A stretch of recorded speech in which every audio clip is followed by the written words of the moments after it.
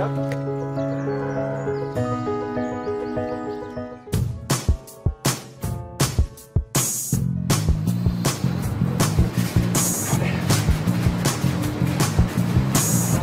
Pour laisser traîner ça, je n'aime pas. Bonjour à toutes et à tous. Alors ce qu'on vous a raconté maintenant c'est un peu n'importe quoi. Celui-ci qui s'y connaît dans la fabrication de la meule du plateau, c'est moi. Il y a 11 étapes exactement. Nous sommes ici à la fromagerie du plateau. Moi c'est Kiki, c'est moi le chef et je vais vous montrer comment ça fonctionne. Alors la première étape c'est évidemment la livraison du lait cru. On nous amène le lait cru au foin. J'insiste bien, c'est du lait cru au foin, directement de la ferme chez Hugues à Olne. Et ça arrive ici. Alors le lait cru, je sais qu'on en a fait tout un foin, et moi je l'ai cru, alors qu'en fait il n'en est rien. Suivez-moi. Alors toujours bien se protéger, l'hygiène est le maître mot ici. Alors qu'est-ce qu'on fait avec le lait cru? On le met dans des grandes cuves, et là le fromager y ajoute les firmaments et la crevure. Le ferment et la présure. Ça va, hein, c'est ce que j'ai dit, le ferment et la présure évidemment. Oui, donc là ce n'est pas un petit pipi, hein. C'est une étape très importante, je verse la présure. C'est ça qui donnera de bon goût au fromage. Et puis alors évidemment, tout ça ce sont des réglages et des années de travail. Vous ne pouvez pas comprendre. Ah ben ça m'a l'air bien parti.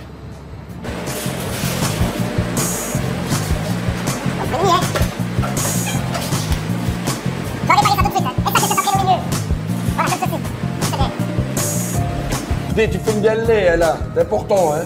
Donc une fois que le lait est placé dans les cuves, je vous dis, on a rajouté les ferments et la césure, puisque c'est ça qu'on dit. Et là, on le laisse travailler pendant quoi? Une demi-heure, trois quarts d'heure? Ouais, 3 quarts d'heure. On connaît bien son boulot, hein. Bravo André. Moi, c'est Stéphane. Hein. Ouais, ouais. Alors, étape suivante, très importante, le décaillage. Bon, je vais vérifier évidemment que le lait est bien prêt à être décaillé. Alors, c'est tout un système.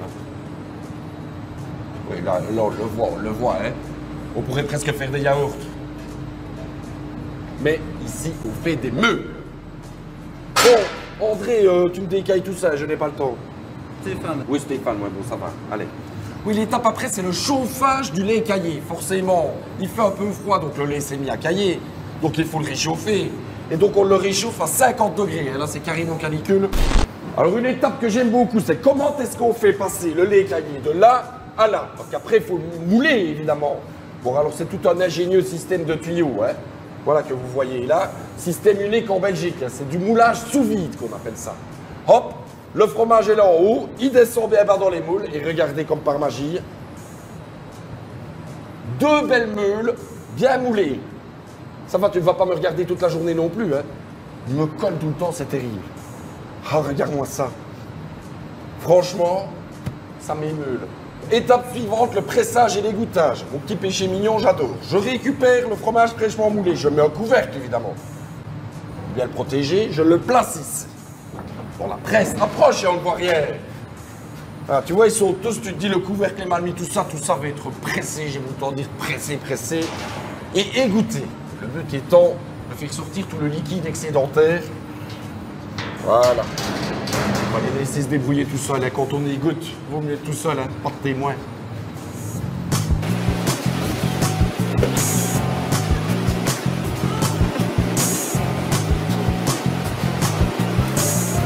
Alors le démoulage, c'est quelque chose que je maîtrise parfaitement, le démoulage. Très facile, on place comme ceci, hop, non c'est sur la courtine, voilà, on démoule. Et voilà, c'est pas magnifique. Allez me chercher toute la palette. Allez. Quand même bien fait ce système-là. Étape suivante, le salage. Toutes les meules sont roulées dans la césure. La saumure. Ouais, ben bien fait pour toi. Oui, dans la saumure, ça va. La saumure, c'est là où il va voler s'il continue à m'énerver. Donc c'est une étape qui prend plusieurs heures, ça s'appelle le salage. Brave porte. Ça, c'est un brave système qui permet d'éliminer tous ceux qui t'énervent. Hop, moi ça va, regarde, tu vois. Hop, parfait.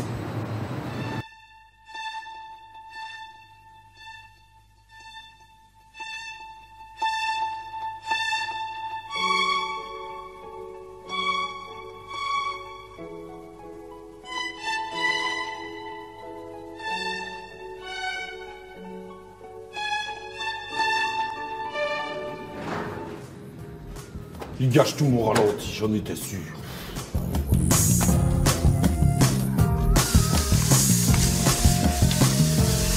Ça va, c'est bon. Ici, c'est une de mes étapes préférées, et forcément, c'est ce qui arrive en dernier. C'est pendant les 6 mois d'affinage, le maître fromager que je suis bichonne tous ces fromages. On les prend, on les retourne, on les lave. C'est ce que je préfère faire. Je vais vous montrer. Enfin, il va vous montrer. Allez, montre un peu. Vous allez voir, c'est... Ici, il manque un peu d'expérience parce que c'est un jeune, on vient de l'engager depuis un mois, mais je vois qu'il est déjà très motivé et puis c'est très bien, c'est bien joué. Voilà. Ça va comme ça. Donc maintenant, la suite est claire, quoi. Il remet le fromage, il prend un autre et il recommence. Voilà, bien, hein. C'est bien ici. Hein. Ici, non seulement nos fromages, mais tout notre personnel est bichonné. Hein. Et je les connais tous par leur nom et prénom. Hein, mon petit Stéphane? Bon, c'est Morgane. Oui, voilà. Continue comme ça, bon boulot. Alors ici, pour l'affinage en cave, mon endroit préféré, c'est là qu'on place tous les fromages. Et là qu'il faut en prendre grand soin. Seuls les maîtres fromagers peuvent le faire et moi, je m'y connais. Donc ils sont retournés, nettoyés plusieurs fois par semaine. J'ai ce petit ustensile qui me permet de ne pas d'écouter ce que le fromage a à dire, parce qu'un fromage a quelque chose à dire. Ça va, toi? Oh oui, ça va. Mais quoi, qu'est-ce que t'as fait hier? T'as regardé Navarro? Il a des drôles de goût, hein, quand même. Ça va?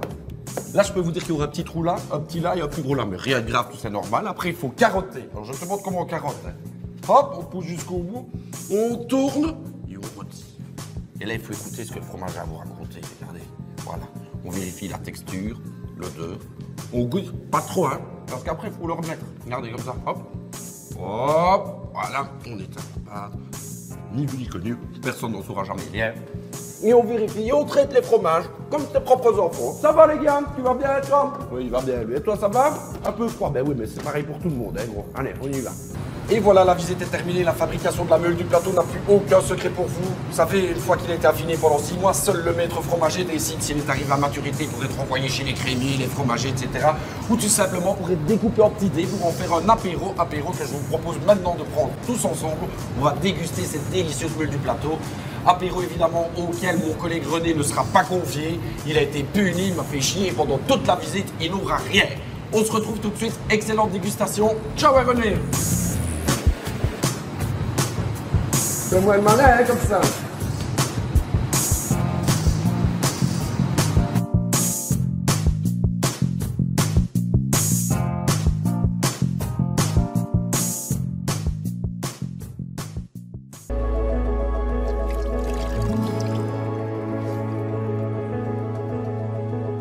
Ici, en plus, surtout à la fromagerie du plateau, ici, c'est vraiment quelque chose qui est vraiment dans l'ADN, je vais dire, de cette fromagerie.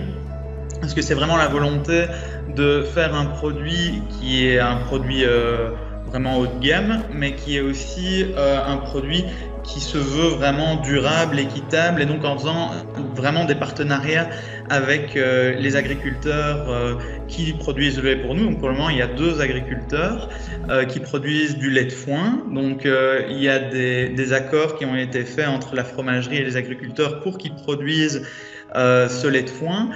Et donc pour les accompagner, mais aussi simplement pour les mettre au courant et qui participent en fait à la vie de la fromagerie. Et ça, c'est quelque chose vraiment qui pour moi est très intéressant. Je veux dire, impliquer les agriculteurs, travailler vraiment avec eux, etc. Et ça, voilà, c'est quelque chose dans lequel je me retrouve beaucoup, avec une vision très durable des choses. Donc oui, ça c'est...